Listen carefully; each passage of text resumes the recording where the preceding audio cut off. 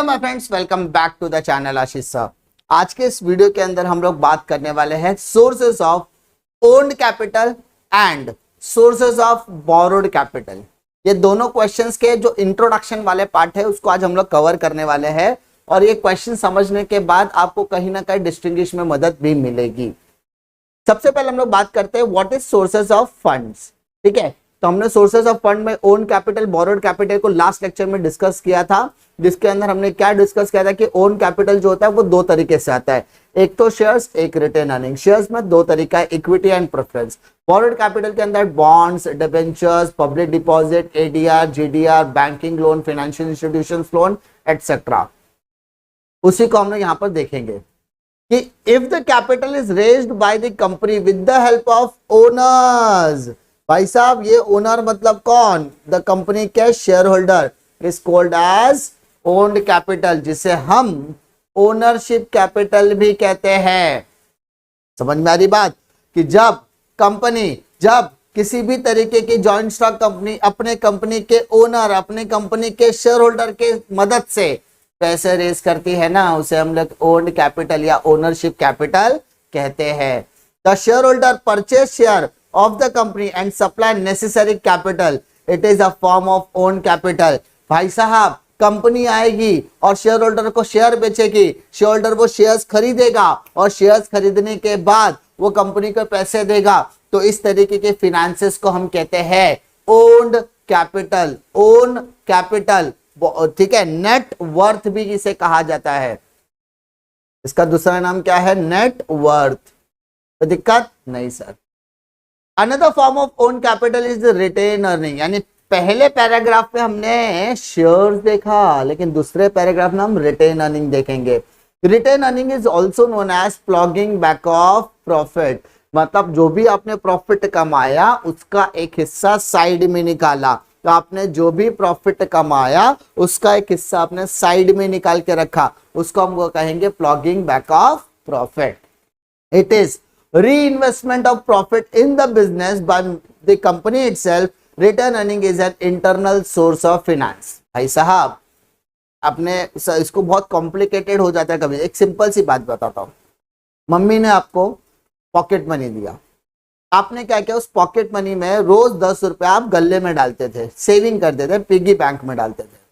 Piggy bank में डालने का मेन मकसद क्या था? आपके अंदर वो सेविंग हैबिट आ गया, आपने पिगी बैंक में डाला और फ्यूचर में कभी भी किसी भी तरीके की फाइनेंशियल जरूरत है, पिकनिक जाना है, घूमने जाना है, बाहर जाना है, मूवी देखने जाना है, दोस्तों के साथ पार्टी करने जाना है, या पैंडेमिक के सिचुएशन आप चाहते हो कि फैमिली को सपोर्ट करने के लिए आप अपने स्टडी का खुद का खर्चा खुद उठाना चाहते हो, तो वो टाइम पे पिगी बैंक के अंदर जो पैसे पड़े वो आपको मदद कर रहे हैं, तो ये आपको फ्यूचर में मदद करने वाले हैं। तो उसी को हम लोग उसी तरीके से कंपनी की जो प्रॉफिट होती है उस प्रॉफिट का एक हिस्सा अपने पास रखना, उसका अपने पास साइड में निकाल के रखने की प्रोसेस को हम कहते हैं retain earning, ploughing back of profit, जिसे हम इंटरनल सोर्स ऑफ फाइनेंस कहते हैं।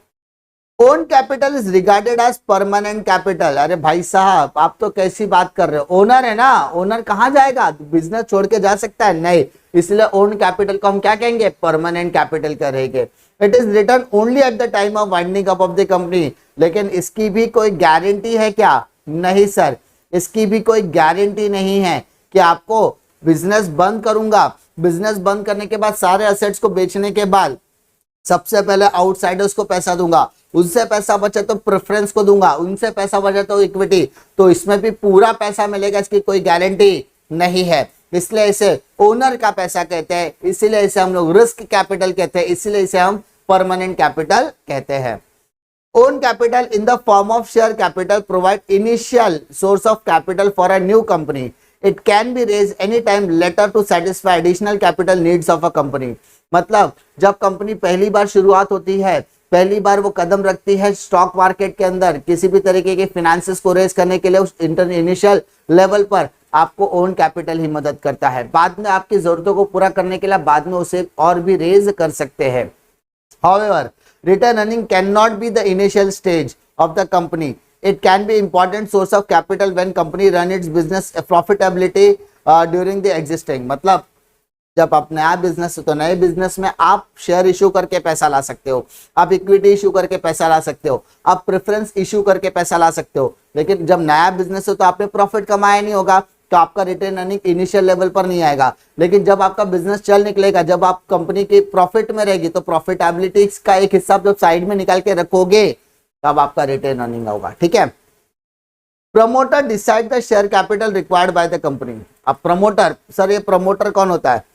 प्रमोटर वो इंसान होता है जो कंपनी स्टार्ट करने के लिए आइडिया एंड, ठीक है, बिजनेस स्टार्ट करने के लिए आइडिया और कैपिटल कंट्रीब्यूट करता है। कंपनी स्टार्ट करने के लिए आइडिया और कैपिटल कंट्रीब्यूट करने वाले को हम क्या कहते हैं? प्रमोटर कहते हैं। This amount of share capital is known as authorized capital. It is stated in the capital clause of the memorandum of association of the company. Clear? यानी जो प्रमोटर ने जो पैसा डिसाइड किया है, जो शेयर कैपिटल है, वो शेयर कैपिटल कहां पर मेंशन किया जाएगा? Capital clause. किसका? Memorandum of association. तो ये मेमोरेंडम ऑफ एसोसिएशन होता क्या है? तो कंपनी के अंदर कुछ एम्स होते हैं, कंपनी के कुछ एम्स एंड ऑब्जेक्टिव्स होते हैं। कंपनी के क्या होता है? कुछ एम्स एंड ऑब्जेक्टिव्स होते हैं। तो ये एम्स एंड ऑब्जेक्टिव्स को हम कहाँ लिखते हैं? मेमोरेंडम ऑफ एसोसिएशन के अंदर लिखते हैं। ठीक है। आई होप आपको सोर्सेस ऑफ ओन्ड कैपिटल में कोई दिक्कत नहीं है। नाउ मूव टू, हम लोग नेक्स्ट वाले में जाते हैं, that is sources of borrowed capital. जैसे ओन कैपिटल के बारे में पढ़ा, उसी का जस्ट उल्टा आप करते जाओ, बोरोड कैपिटल आपको मिलेगा। Only own capital is not sufficient. कभी सिर्फ ओन कैपिटल की जरूरत होती है क्या? नहीं सर, ओनर के साथ साथ हमें बाहर वालों के साथ भी रिलेशन मेंटेन करना होता है, बाहर के पैसे की भी जरूरत होती है, क्योंकि ओनर से बार बार पैसा नहीं मांग सकते, तो हम बाहर से भी पैसा लाना पसंद करते हैं। तो only own capital is not sufficient to carry on the business activities of joint stock company. A company need borrowed capital to supplement its own capital. यानी साथ ही कैपिटल चाहिए। तो कैपिटल सिर्फ और सिर्फ आप ओनर से लाओगे क्या? नहीं। तो इसके साथ साथ आपके पास एक अल्टरनेटिव होना चाहिए। तो वो अल्टरनेटिव आपके पास होता है बोरोड कैपिटल का। कौन सा कैपिटल का? Borrowed capital. Every trading company is entitled to borrow money. हर ट्रेडिंग कंपनी को पैसा तो बोरो करना पड़ता है। However it is normal practice to have an express provision in the memorandum of association enabling a company to borrow money. यानी इसके बारे में अलग से प्रोविजन भी होता है, एक्सप्रेस प्रोविजन को एक्सप्रेस किया जाता है कहां पर? मेमोरेंडम ऑफ एसोसिएशन के अंदर, ताकि उसके बोरोवर्स के पावर्स उसमें लिखे जाते हैं। Memorandum authorises company to exercise borrowing powers, whereas article of association provide as to how and by whom this power shall be exercised. मतलब मेमोरेंडम ऑफ एसोसिएशन कंपनी को अथॉरिटी देता है कि जी हां, आप कंपनी के बिहाफ में बोरो कर सकते हो, आपके पास वो बोरोइंग पावर्स है। बट आपका जो आर्टिकल ऑफ एसोसिएशन है ना, वो कहता है कब और कैसे इसका इस्तेमाल करना है, वो सारी चीजें वो बताया जाता है आर्टिकल्स ऑफ एसोसिएशन में। यानी अगर हम बात करेंगे विजन की, तो विजन कहां पर दिखेगा आपको? मेमोरेंडम में। और आर्टिकल्स एंड एसोसिएशन में आपको दिखेगा rules and regulation. Rules and regulation. The power to borrow money is normally exercise by board of director of the company. यानी बोरो करने का जो अधिकार है वो किसके पास होता है? बोर्ड ऑफ डायरेक्टर्स के पास होता है। A private company may exercise its borrowing power immediately after incorporation. क्यों सर? प्राइवेट कंपनी तुरंत जैसे ही कंपनी रजिस्टर्ड हुई ना, तो वो बोरोड कैपिटल कर सकती है। रीजन क्या है? इसमें जो नंबर ऑफ मेंबर्स है ना बेटा, नंबर ऑफ मेंबर्स, वो नंबर ऑफ मेंबर्स यहाँ पर लिमिटेड होते हैं। कहां पर लिमिटेड होते हैं? प्राइवेट कंपनी के अंदर। However, public company cannot exercise its borrowing power until it secures commencement certificate. मतलब प्राइवेट कंपनी को जैसे ही इनकॉर्पोरेशन सर्टिफिकेट मिल गया, भाई साहब वो बोरोइंग कर सकता है। लेकिन पब्लिक लिमिटेड कंपनी को इनकॉर्पोरेशन सर्टिफिकेट के साथ साथ, ठीक है, ट्रेडिंग सर्टिफिकेट की भी जरूरत होती है। तो जब तक उसका बिजनेस स्टार्ट नहीं होता, उसकी इनकॉर्पोरेशन सर्टिफिकेट नहीं आता, तब तक उसका कुछ नहीं कर सकते। मतलब इनकॉर्पोरेशन होने के बाद सर्टिफिकेट का इंतजार पब्लिक लिमिटेड कंपनी को करना है, पर प्राइवेट लिमिटेड कंपनी को नहीं करना है। द कैपिटल में be borrowed for short medium and long term requirement. Capital यानी बोरोड कैपिटल जो हम लोग रिक्वायर्ड करते हैं वो शॉर्ट टर्म के लिए भी हो सकता है, मीडियम टर्म के लिए भी हो सकता है, लॉन्ग टर्म के लिए भी होता है। It is raised borrowed capital at the later stage of the company's business when company want to expand or diversify its business and required additional capital। यानी ऐसा कहा जाता है कि जब कंपनी को एक्सपांशन करना है, जब बिजनेस को डाइवर्सिफिकेशन करना है, एट दैट टाइम अगर आप कंपनी में बोरोड कैपिटल लाते हो तो वो आपको ज्यादा बेनिफिशियल होगा। This additional capital can be raise by, अब पैसा कहां से ला सकते हो?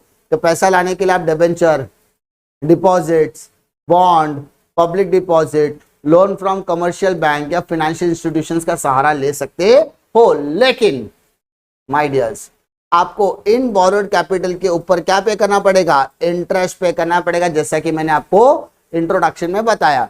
It is paid eight fix rate and borrowed capital is repayable after specific period of time. आपका एक कॉन्ट्रैक्ट होता है, मतलब आपने बोरो किया है 20 सालों के लिए, तो 20 ईयर्स के बाद आपको उसको पैसा रिटर्न करना ही पड़ेगा। आपने अगर 5 सालों के लिए पैसा है तो आपको 5 सालों बाद पैसा रिटर्न करना ही है। आपने किसी को बोला कि मुझे 3 दिन की जरूरत है, 3 दिन के लिए पैसा दो, तो 3 दिन के बाद आपको उसको पैसा रिटर्न करना ही है। तो एक पर्टिकुलर पीरियड ऑफ टाइम के बाद आप पैसे को क्या कर सकते हो? रिटर्न कर सकते हो।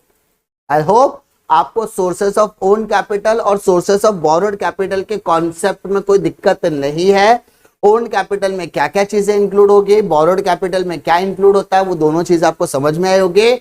कौन सा लॉन्ग टर्म फाइनेंसेस में जरूरत होता है, कौन सा शॉर्ट और मीडियम टर्म में होता है, वो भी ओन कैपिटल को बदले में डिविडेंड दिया जाता है, बोरोड कैपिटल को बदले में इंटरेस्ट दिया जाता है। ये बातें भी आपकी क्लियर हो गई होगी।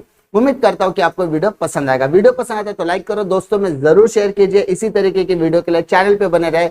मिलता हूं मैं आपको अगले वीडियो में एक और नए लेक्चर वीडियो के साथ। तब तक के लिए जय हिंद।